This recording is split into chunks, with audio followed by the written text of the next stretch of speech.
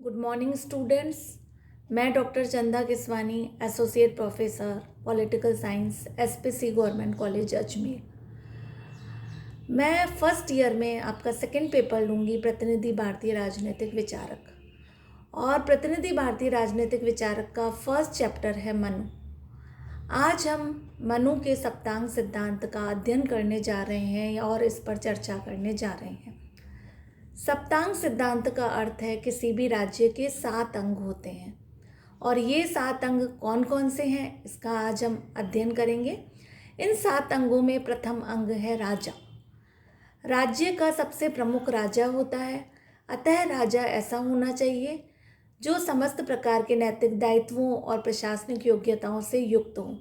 राजा ऐसा होना चाहिए जो कि प्रजा की सुरक्षा कर सके और उसमें सभी तरह की योग्यताएं होनी चाहिए। द्वितीय अंग जो है सप्तांग सिद्धांत का, वो है मंत्री।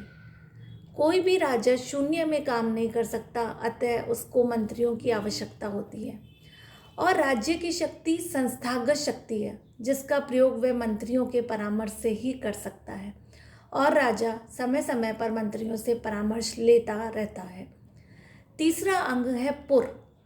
या पुर का अर्थ जो है वो दुर्ग से है, कि राजा जिस किले में रहता है उस दुर्ग से या पुर का अर्थ है। कई तरह के मनुस्मृति में दुर्गों का वर्णन किया गया है। पुर दुर्ग, जल दुर्ग, मही दुर्ग, इस तरह कई दुर्गों का वर्णन किया गया है। सप्तांग सिद्धांत का चौथा अंग है राज्य। यह राज्य का अर्थ है राज्य में निवास करने वाली जनता और उसमें आने वाली जमीन, अर्थात यह राज्य शब्द का अर्थ है जनता और जमीन से लिया गया है। सप्तांग सिद्धांत का 5वां अंग है कोष। कोष का अर्थ है पर्याप्त मात्रा में संपत्ति। राजा के पास पर्याप्त मात्रा में कोष होना चाहिए, जिससे कि वह अपने प्रजा की सुरक्षा भी कर सके, प्रजा का कल्याण भी कर सके और समय आने पर दूसरे राज्यों से भी प्रजा की रक्षा कर सके। छठा अंग है दंड। या दंड का अर्थ सेना से है, कि राज्य के पास पर्याप्त मात्रा में सेना होनी चाहिए, जिससे कि वह प्रजा की सुरक्षा कर सके और शत्रु राज्यों से अपने प्रजा को बचा सके। यहाँ कई तरह के सेना के प्रकारों का वर्णन किया गया है। पदाती सेना, पैदल चलने वाली सेना, हस्ती सेना, हाथी वाली सेना, अश्व सेना, इस तरह कई तरह की सेनाओं का वर्णन किया गया है।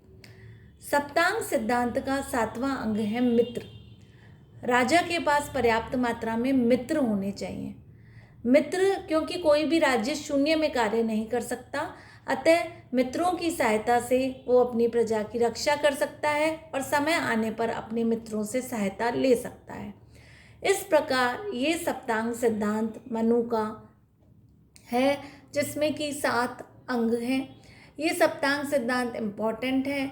ये 4 नंबर के प्रश्न में भी आता है, 16 नंबर के प्रश्न में भी आता है, इसीलिए आप इसको अच्छे से कीजिएगा।